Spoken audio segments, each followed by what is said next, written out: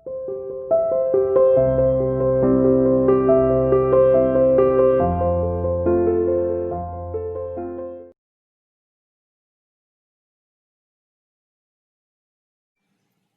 students, how are you?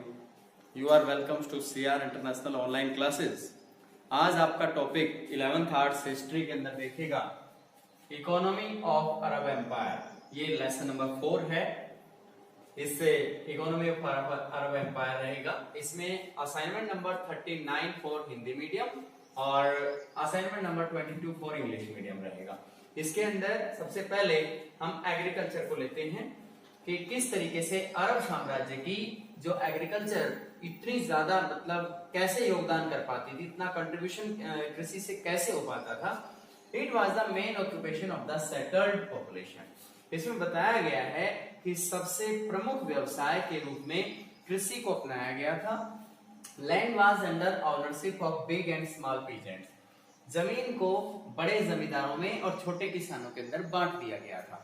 बड़े जमींदारों को जमीन देने का मकसद ये था कि वो अपने से नीचे छोटे किसानों को जमीन दे दें और उनके बदले टैक्स कलेक्शन का काम आसान हो जाए, यानी राज्य ने अपना काम आसान कर लिया था।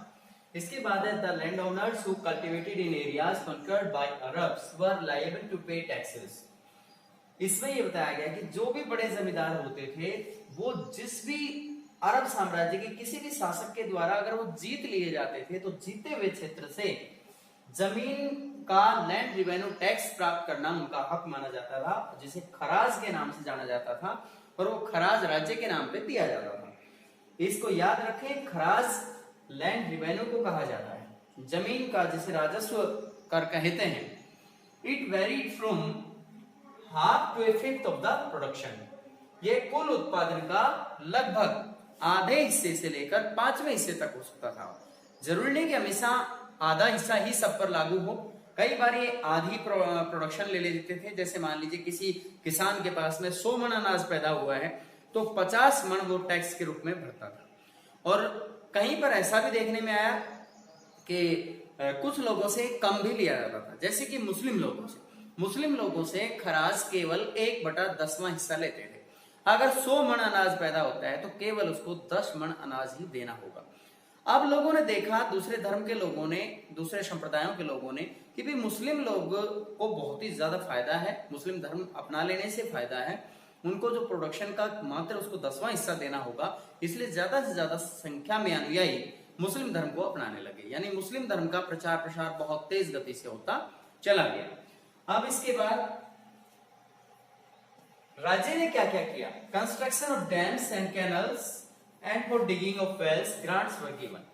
अनुदान प्रदान किए गए, बड़े बड़े डैम्स बनाए गए किसानों के लिए, ताकि डैम के अंदर पानी इकट्ठा किया जा सके और अगर समय से वर्षा ना आए तो नहरों के माध्यम से उसकी सिंचाई प्रॉपर तरीके से हो जाए।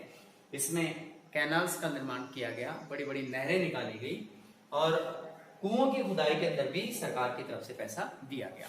इसके अलावा टैक्स का कंसेशन का काम भी रखा गया। Tax concessions were given to people who brought land under cultivation.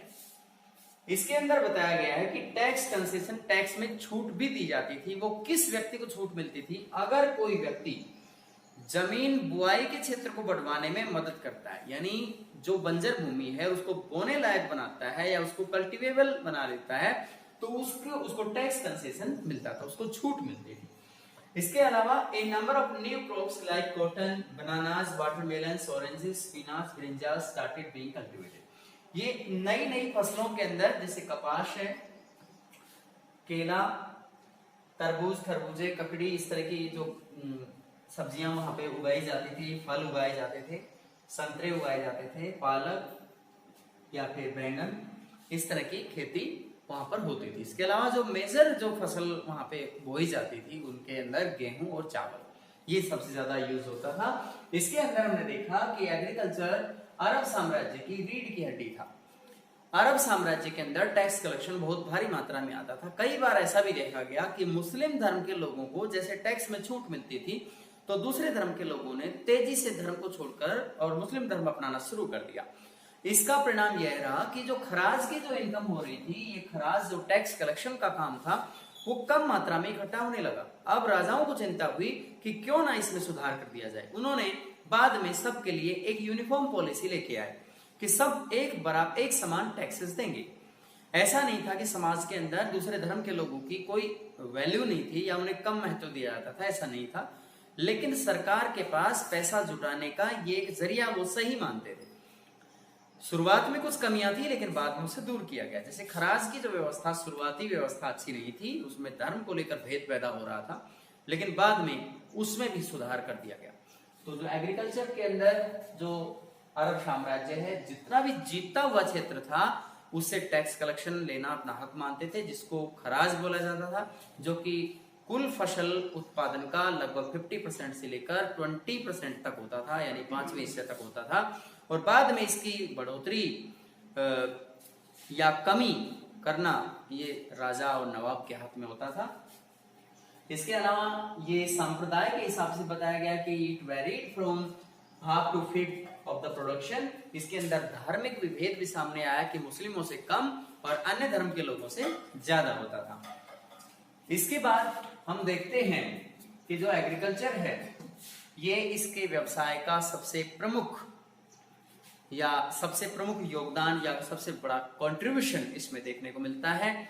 इससे पता चलता है कि अरबी साम्राज्य के अंदर जो वहां के लोगों को रोजगार देने का जरिया था वो कृषि ने कर रखा था। जैसे कि हमारे अपने देश की तुलना हम कर सकते हैं कि हमारे देश में कृषि एक प्राथमिक क्रिया के तौर पे जानी जाती है, तो वहां भी कृषि प्राथमिक क्रिया थी।